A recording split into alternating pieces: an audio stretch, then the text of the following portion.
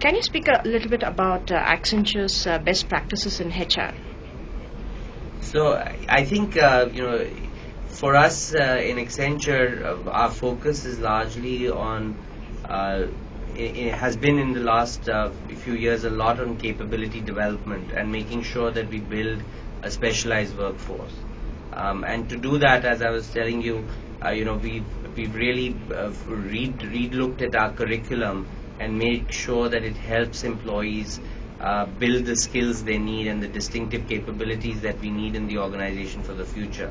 And I think some of the things that we've done around that, if you look at our web-based learning management system, which we call My Learning, is clearly a best practice within globally. And you could have an employee sitting using that in India or using that in Spain or using that in the US.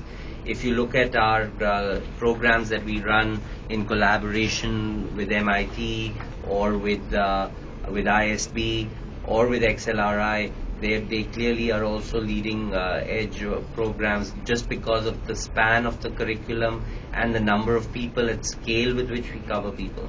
So if you take the program with XLRI, that model about developing HR professionals from the time that they graduate while they work is now being replicated in China as well as being replicated in the Philippines. And we will soon, and we have people who have graduated from there who are now working in various geographies. So that's a model of building HR capability that has clearly gone global. Okay. Which are the other practices which you have actually developed in India and which are being taken global?